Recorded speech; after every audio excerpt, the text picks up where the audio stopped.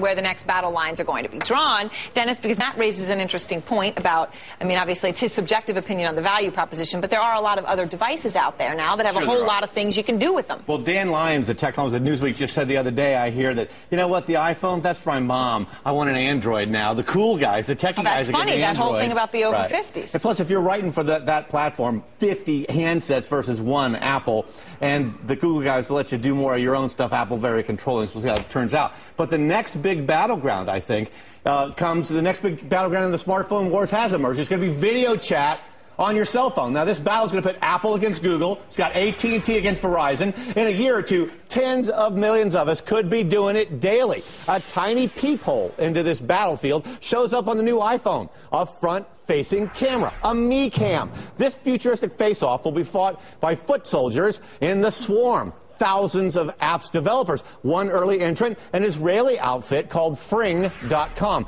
It adds internet features to cell phones. Now, Fring says tens of millions of users in 200 countries have downloaded its free apps. More than 5 million of them make video calls already. And Fring gets 500,000 more downloads every day. Fring's CEO and co-founder is Avi Shechter. We held his feet to the fire. We interviewed him on Fring.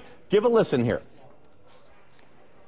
To be there and to allow the users to take advantage of these technologies to improve their everyday life.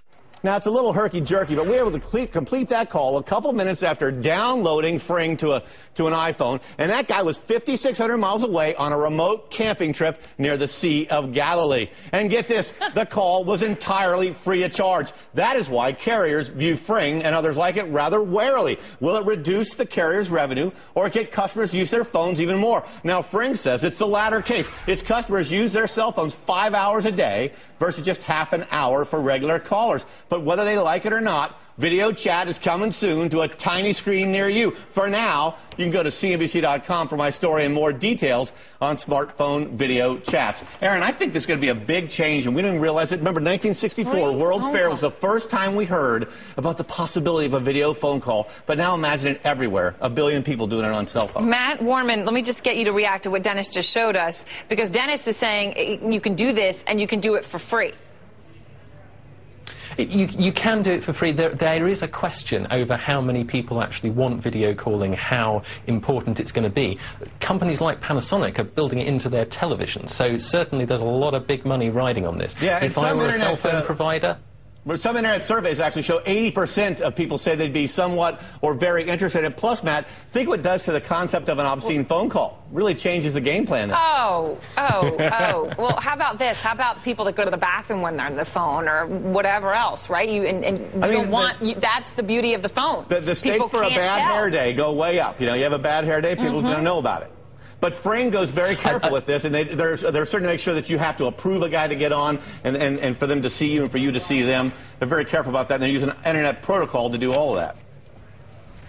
What do you think, Matt, in terms of the bottom line on that, and also on this issue of what Dennis raised, which is the Droid is now the cool phone for young kids, not the Apple iPhone, and that obviously could have big implications for a company which now is the second most valuable in America? I think what we're going to see more than anything else is a much greater turnover in what the cool phone is. There's a new phone from Motorola that's just come out in Europe today. There are new Google Android phones coming out all the time. All of these handsets are offering incremental improvements.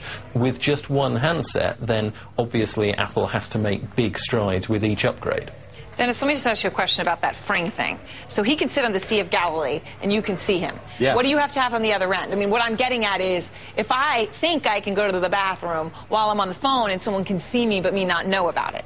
Okay, I just want to steer clear of the bathroom stuff because I just don't even want to think about that. I'm just saying people do that, and I hate it, and it's my pet peeve, but I know they do it. Yeah. I know they do it. Well, you know, the phone can only see your face, I'm guessing. But the most amazing thing is you don't need a whole bunch of bells and whistles and extra features. You just download this one little thin app, Fring, to your phone, and it does it, and it works. And apparently it's going to be interoperable with other plans, but when another Fringster, as they call them, has Fring too, that's when it's the best. You can Fring. Yes.